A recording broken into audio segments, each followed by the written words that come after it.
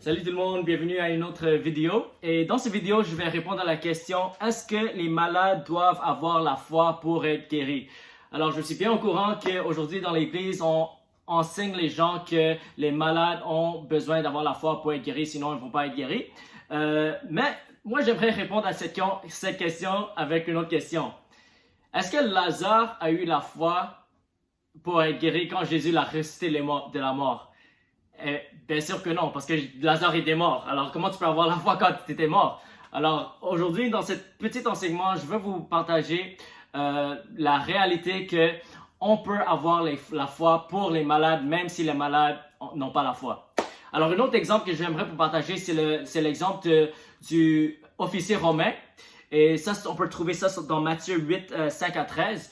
Et dans cette histoire, on voit un officier romain, il avait la compassion pour son serviteur parce que son serviteur était à la maison et il était très malade. Et il est venu à Jésus et disait que mon serviteur est chez moi et il est malade.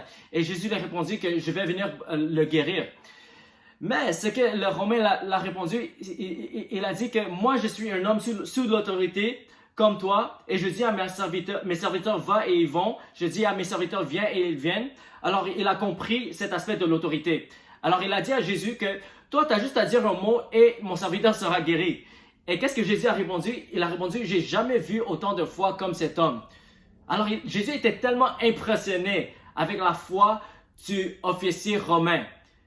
Alors, et il a répondu que ce soit fait selon ta foi. Et il dit que la personne il est guéri à cause de ta foi. C'est ça que Jésus l'a dit. Alors, dans cette situation, c'est qui a eu la foi pour le serviteur? Est-ce que c'était le serviteur? Non, c'était pas le serviteur qui était malade qui a eu la foi. C'était l'officier romain qui a eu la foi pour son serviteur. Alors, dans ces deux exemples, on voit que c'est pas celui qui est mort ou celui qui est malade qui a eu la foi qui soit ressuscité ou qui se soit guéri. Le premier exemple, c'était la foi de Jésus qui a ressuscité Lazare. Le deuxième exemple, c'était la foi de l'officier romain qui a guéri le serviteur. Alors, c'est vrai que Jésus a toujours honoré la foi. Quand les personnes ont eu la foi pour être guéries, il a toujours honoré la foi. Pourquoi? Parce que sans la foi, c'est impossible à plaire à Dieu. Alors, Dieu aime la foi. C'est mieux d'avoir la foi pour être guéri, c'est vrai, mais c'est pas nécessaire. Clairement, c'est nécessaire qu'au moins une personne ait la foi, mais c'est pas nécessairement la personne qui est malade qui doit avoir la foi. Si on regarde l'exemple de la femme qui coulait du sang pour 12 ans, c'est vrai qu'elle avait la foi pour elle-même. Elle a dit à elle-même, si je touche seulement le vêtement de Jésus, je serai guérie. Et elle a touché, elle était totalement guérie. Et Jésus l'a regardée, elle a dit, ta foi t'a guérie. Alors, si on regarde ces trois exemples, au moins une personne a eu la foi. Alors, le premier exemple, c'était Jésus, ou la personne qui prie, qui a eu la foi pour Lazare, pour la ressusciter les morts. Le deuxième exemple, c'était quoi? C'était comme une tierce personne qui a eu la foi pour le serviteur. C'était l'officier romain qui a eu la foi pour le serviteur. C'était pas le serviteur. Et le troisième exemple, c'était la femme qui coulait du sang qui a eu la foi pour elle-même. Alors, dans tout cas, il faut avoir au moins une personne qui a la foi pour recevoir la guérison ou pour guérir une malade. Mais ce n'est pas nécessairement la personne qui est malade qui a besoin d'avoir la foi. C'est possible que toi, tu peux avoir la foi pour la personne qui est malade, même si la personne n'a pas la foi. C'est très important à comprendre parce que on est tous appelés à ressembler à Jésus. Et Jésus, il a guéri toutes les personnes qui sont venues à lui. La Bible nous dit qu'il y avait des foules qui l'entouraient et des milliers de personnes qui avaient besoin de la guérison. Et la Bible nous dit souvent dans les évangiles que Dieu, il les a guéris tous.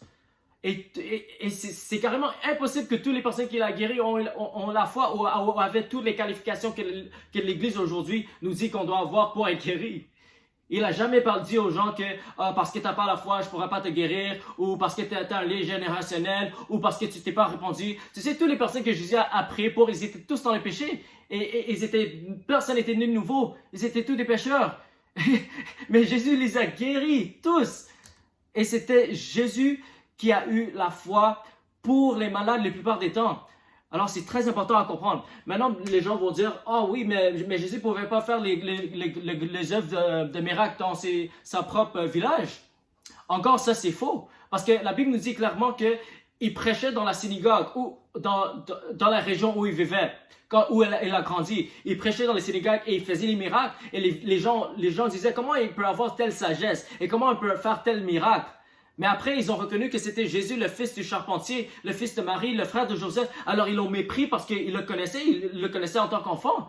Alors, c'est à cause de ça que la Bible nous dit que Jésus ne pouvait pas faire beaucoup de miracles.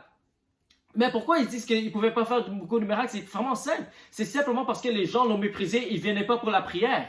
C'est simplement à cause de ça. Et quand tu lis dans la Bible, c'est écrit clairement que Jésus ne pouvait pas faire de grands miracles, sauf qu'il a imposé ses mains à quelques personnes et ils étaient tous guéris. Alors, même dans un village où il y avait tellement d'incrédulité, Dieu a quand même agi et Jésus a quand même fait des miracles. Et la Bible nous dit que Jésus a imposé les mains à quelques personnes et toutes les personnes qui a imposé les mains, à qui il a imposé les mains, ils étaient tous guéris. Alors, ça veut dire que même dans un village où il y avait tellement d'incrédulité, il était capable de faire des miracles. Et pourquoi c'était juste quelques personnes qui ont été guéries? C'est simple. C'est parce que les gens ne venaient pas à lui, parce qu'ils l'ont méprisé. C'est comme si moi aujourd'hui, si je fais une conférence de guérison, je vais appeler tout le monde. C'est seulement ceux qui viennent qui vont être guéris. Les gens qui ne croient pas à la guérison, ils ne vont pas venir et ils ne vont pas être guéris. C'est simplement à cause de ça que Jésus ne pouvait pas faire beaucoup de miracles parce qu'il n'y avait pas beaucoup de gens qui venaient à lui parce qu'ils l'ont méprisé. Ils ne croyaient pas qu'il pouvait faire beaucoup de miracles. Mais à chaque personne qui sont venus, quand même, il y avait des personnes qui sont venues et à chaque personne qui a prié, ils étaient tous guéris. Alors, c'est simplement à cause de ça. C'est pas comme s'il a prié pour les gens et les gens n'ont pas été guéris à cause de leur manque de foi. Chaque personne que Jésus a prié pour, ils étaient tous guéris à 100%. Alors, c'est vraiment important à comprendre que toi, tu peux avoir la foi pour les non-croyants. Alors, on doit vraiment comprendre cet aspect parce qu'on est appelé à être Jésus dans le monde. On est appelé à imposer les mains aux malades. Jésus avait les foules, les multitudes qui l'entouraient et il les a guéris tous. Alors nous, on devrait être capable de faire ça. Mais il faut enlever ces blocages qu'on a été enseignés dans l'Église, tous ces obstacles qui ont été enseignés dans l'Église qui évitent qu'on guérisse les malades. Et je vous dis, vraiment, toutes ces choses sont absolument fausses. La seule chose qui peut arrêter la puissance de Dieu, c'est le fait que tu penses qu'il y a des choses qui peuvent arrêter la puissance de Dieu. Pourquoi? Parce que ça va affecter ta foi. Si tu as la foi pour bouger les montagnes, c'est pas la montagne qui doit avoir la foi pour toi qui bouge. C'est toi qui dois avoir la foi pour que la montagne bouge. La Bible nous dit que les signes accompagneront tous ceux qui croient et ils imposeront les mains aux malades et les malades seront guéris. La Bible ne dit pas qu'ils imposeraient les mains aux croyants ou juste ceux qui ont la foi. Parce que en fait, les signes, les miracles de Jésus, c'est pour gagner les âmes. C'est pour que les gens croient en Jésus. Jésus lui-même a dit, à moins que vous voyez les signes et prodiges, vous n'allez pas croire. Alors, on est appelé à démontrer la puissance de Dieu au monde, même s'ils ne croient pas. On doit imposer les mains aux malades, qu'ils soient musulmans, qu'ils soient bouddhistes, qu'ils soient non-croyants.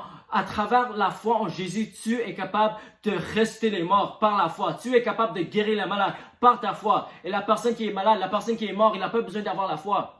Alors, je voulais vraiment vous encourager avec ce message, vous dire qu'il y a rien qui peut arrêter la puissance de Dieu. C'est pas le lien générationnel, c'est pas même les péchés qui peuvent arrêter les puissances de Dieu. Parce que si c'était le cas, tu ne seras jamais né de nouveau.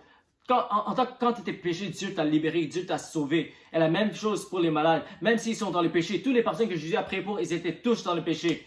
Et Jésus a guéri tous les malades.